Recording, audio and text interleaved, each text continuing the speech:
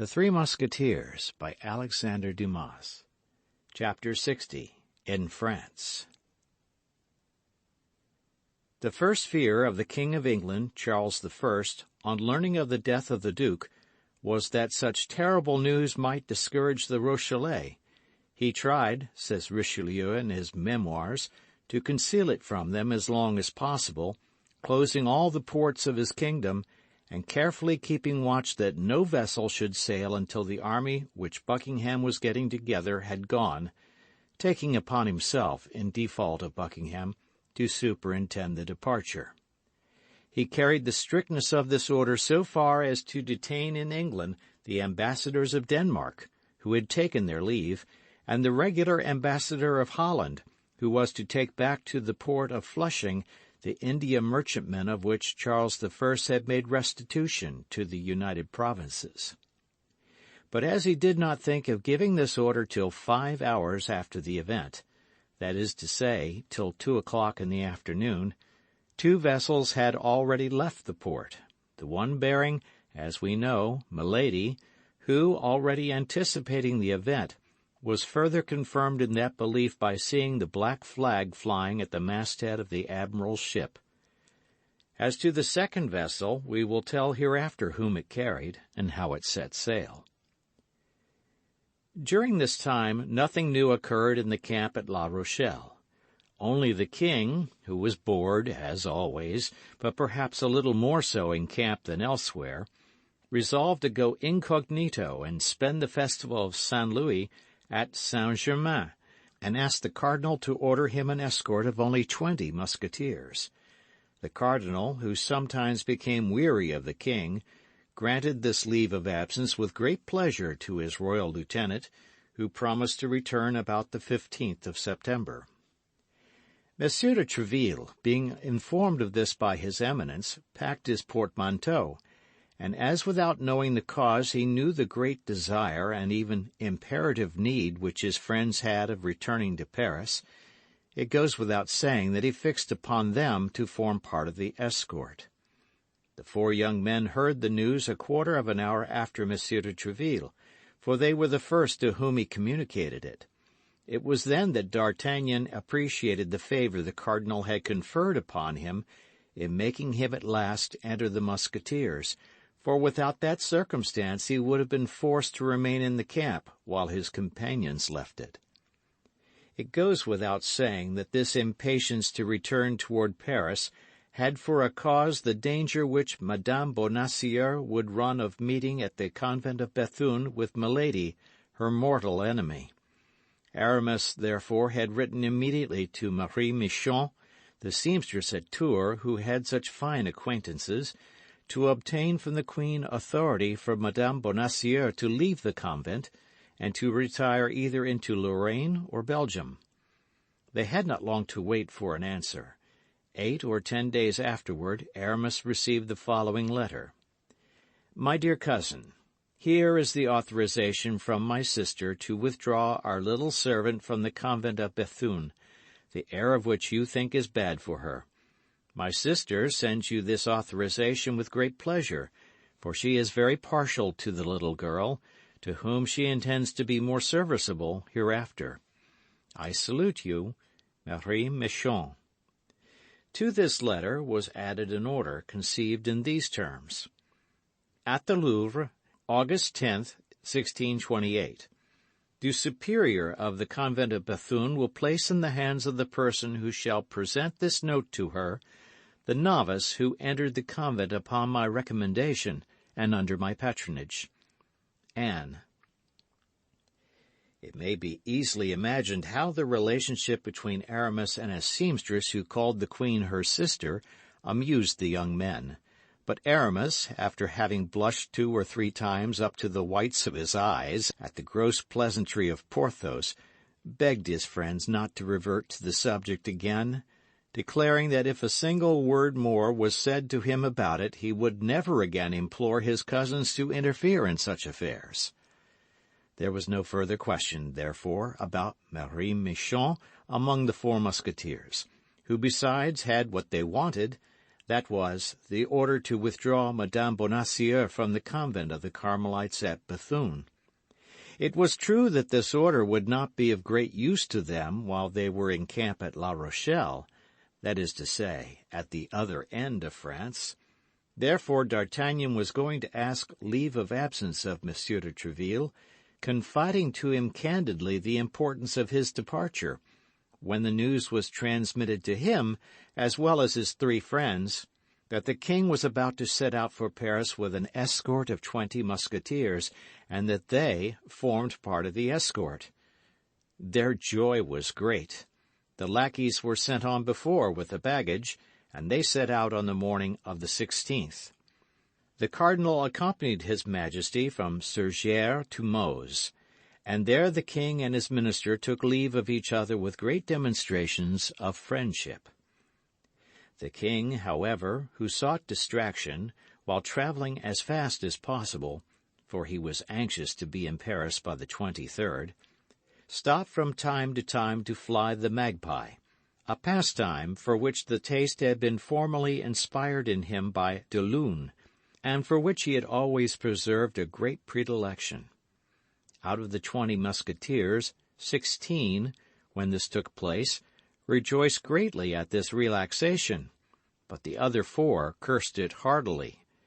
D'Artagnan, in particular, had a perpetual buzzing in his ears, which Porthos explained thus: "A very great lady has told me that this means that somebody is talking of you somewhere." At length the escort passed through Paris on the 23rd, in the night.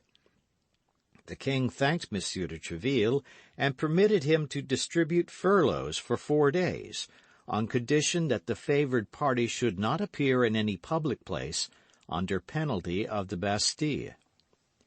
The first 4 furloughs granted, as may be imagined, were to our 4 friends. Still further, Athos obtained of Monsieur de Tréville 6 days instead of 4, and introduced into these 6 days 2 more nights, for they set out on the 24th at 5 o'clock in the evening, and as a further kindness Monsieur de Tréville post-dated the leave to the morning of the 25th.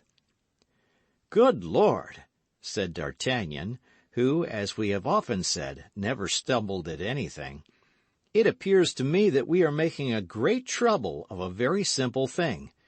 In 2 days, and by using up 2 or 3 horses, that's nothing, I have plenty of money, I am at Bethune.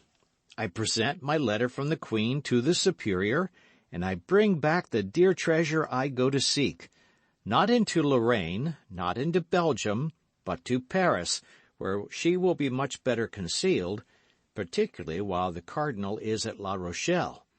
Well, once returned from the country, half by the protection of her cousin, half through what we have personally done for her, we shall obtain from the Queen what we desire. Remain, then, where you are, and do not exhaust yourself with useless fatigue. Myself and Planchet are all that such a simple expedition requires." To this Athos replied quietly, "We also have money left, for I have not yet drunk all my share of the diamond, and Porthos and Aramis have not eaten all theirs.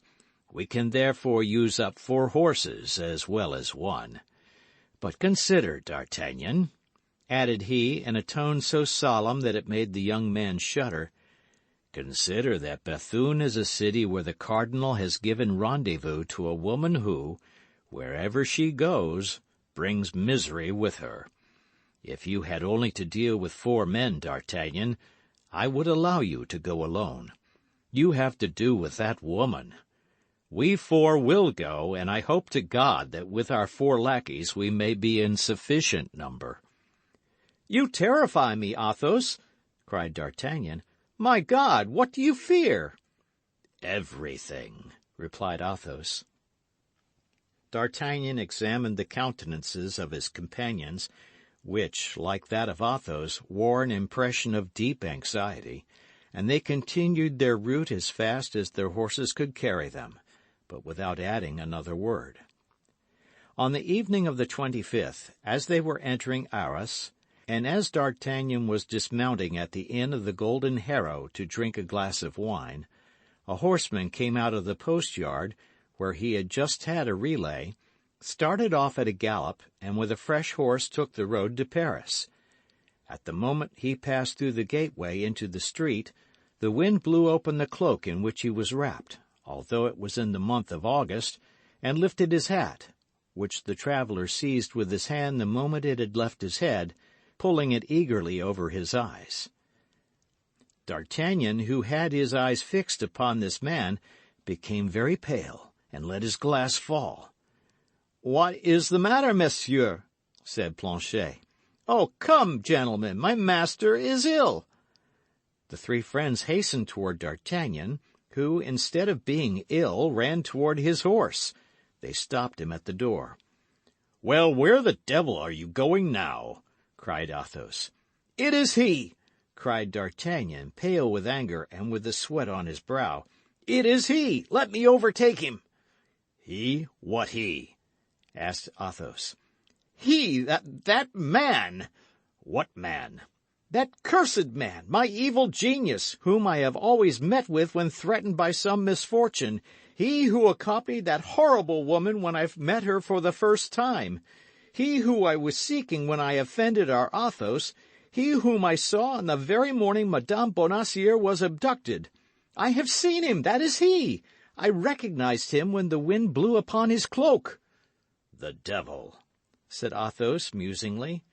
"To saddle, gentlemen, to saddle! Let us pursue him, and we shall overtake him." "My dear friend," said Aramis, "remember that he goes in an opposite direction from that in which we are going, that he has a fresh horse and ours are fatigued, and that we shall disable our own horses without even a chance of overtaking him.